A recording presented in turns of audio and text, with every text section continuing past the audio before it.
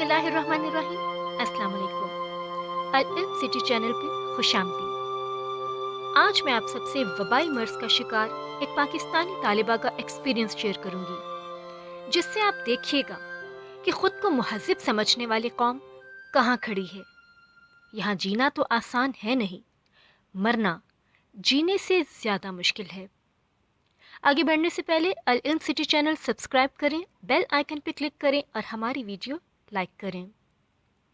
दानिया नामी पाकिस्तानी तालिबा जो लंदन में ज़ेरे तालीम है, कुछ दिन पहले वबा से पैदाशुदा सूरत हाल के सबब लंदन से लाहौर आई। लाहौर की फ़्लाइट डायरेक्ट ना मिलने की वजह से वो पहले इस्लामाबाद और फिर लाहौर आई।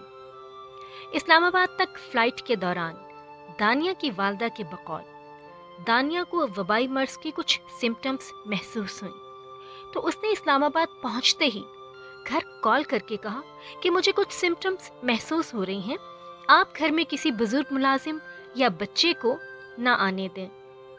इस दौरान इस्लामाबाद एयरपोर्ट पे इसे चेक करके क्लियरेंस दे दी गई, मगर लाहौर पहुंचते ही इसने खुद को आइसोलेशन में खुद ही रख लिया। दानिया ने खुद से प्राइवेट लैब से टेस्ट करवाया, जिसका रिजल्ट 16 घंटे बाद आया। दानिया 16 घंटे अलग कमरे में रही, किसी से नहीं मिली।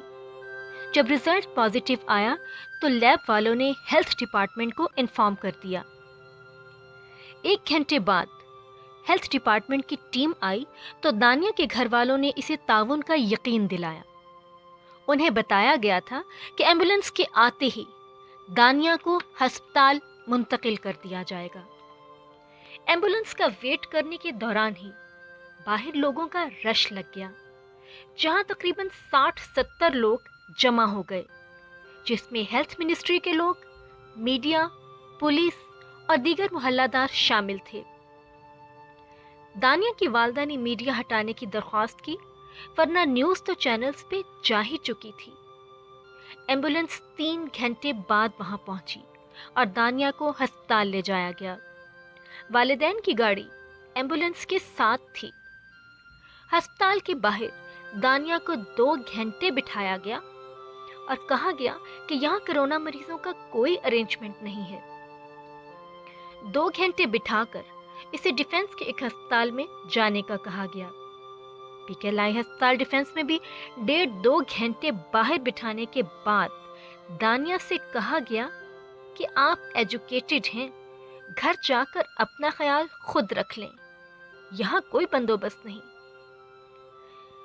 घर वापसी के बाद घर वालों ने इसे आइसोलेट करके विटामिन सी वगैरह देने शुरू किए, जिससे तबीयत में बेहतरी महसूस हुई।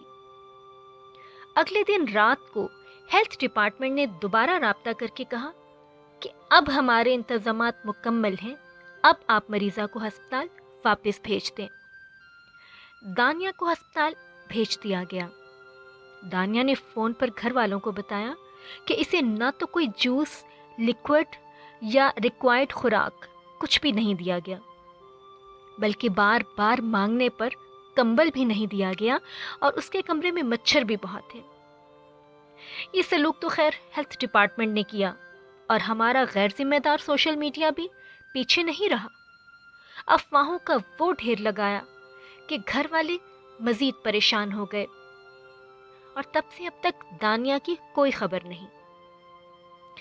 सोशल मीडिया ने यह कहा कि दानिया डॉक्टर है, हालांकि वो फैशन डिज़ाइनिंग की स्टूडेंट है। ये भी कहा गया कि उसे ज़बरदस्ती अस्पताल ले जाया गया, हालांकि ये सब काम रज़ाकाराना तौर पर हुआ था। ये सारा वाक़या सुनकर भी अगर हम खुद को किसी मुहज़्ज़िब मुआशरे का फ़र्द समझते हैं तो ये हमारी भूल है। हम एटमी ताकत तो हैं, लेकिन किसी क्राइसिस से निपटने के काबिल नहीं हैं। हम 50 रुपए का मास्क 300 रुपए में तो बेच सकते हैं।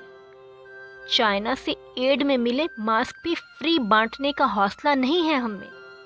हम लोगों को घरों में रहने पर जोर तो दे सकते हैं, लेकिन एक मरीज की देखभाल का मुनासिब बंदोबस्त हमारे पास कतई नहीं है। एटमी कुव्वत बनाकर एटमी साइंसदानों ने तो अपना फर्ज पूरा कर दिया। सवाल ये पैदा होता है कि हमारी हुकूमत और बाकी कौम اپنے حصے کے فرض کب پورے کرے گی؟ کمنٹس میں لکھ کر ضرور جواب دیجیے گا۔